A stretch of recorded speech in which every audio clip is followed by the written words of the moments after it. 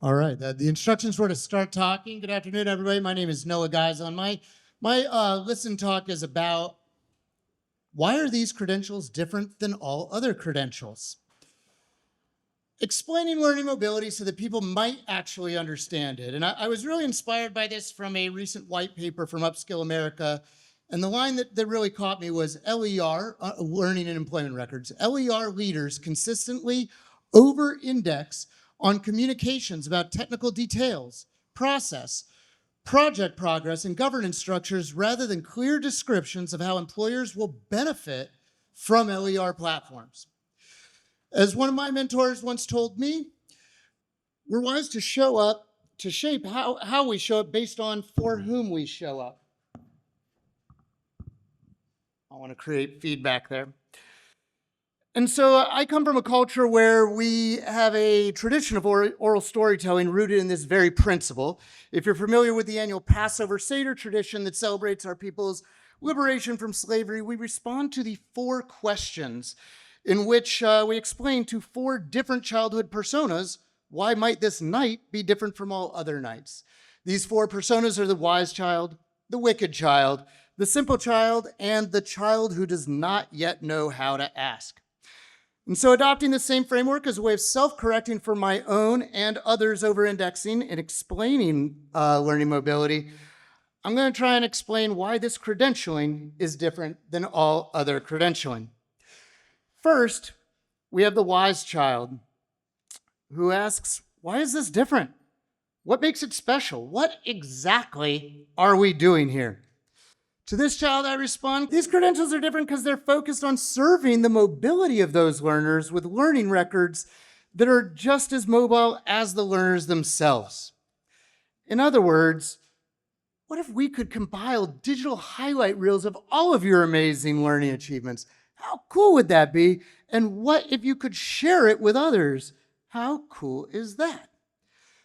But here's the deal. Mobility is not so simple as just putting your highlight reel on any old container. We can package up your amazing digital story of all of your learning achievement, but if we put it on a laser disc and nobody has a laser disc player, that disc can be shipped far and wide, but we haven't done anything for you to own your learning and for it to actually be mobile. For that, we may need to make sure that we're using the right containers. Next, we have the wicked child. And the wicked child, being the wicked child, asks, who cares? And to the wicked child, I respond, your mom cares. But also, unlike records that are exclusively made for registrars and admissions counselors, these are made for lots of others to care beyond just your mom. Your next boss cares. Your coaches care. Scholarship committees care. Admissions officers care. Your counselors, your mentors, your colleagues, and your peers. These are the people who care. Next up, we have the simple child who asks, what is this? How does it work? And to the simple child, we tell them what you already know. Your resume, your transcript, your cover letter, your writing samples, all of this stuff is not very good at doing its intended job of narrating how awesome you are. As a currency, they aren't valuable coin despite all we spend on them. These credentials are different because people will believe and trust in them. And that is valuable currency. Last up, we have the child who does not yet know how to ask. And for this child, I tell him, you know what? This is being done for a reason. We've never been good at this stuff.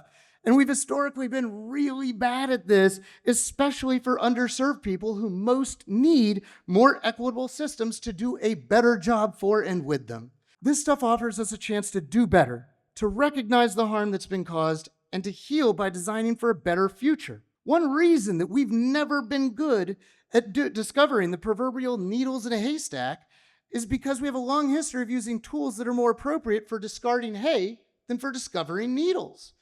We employ test scores, degree requirements, previous experience as pitchforks to help us find needles simply by removing hay. We spend the majority of our resources on filtering people out instead of dedicating resources to filtering them in.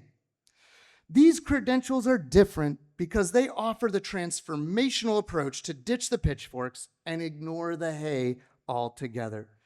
These credentials act to supercharge the magnetism in the needles so that we can swap the pitchforks for magnets, so that independent of race, gender, age, ability, and last name, opportunity seekers may be connected with opportunity providers based on their assets that are being recognized and communicated by these credentials.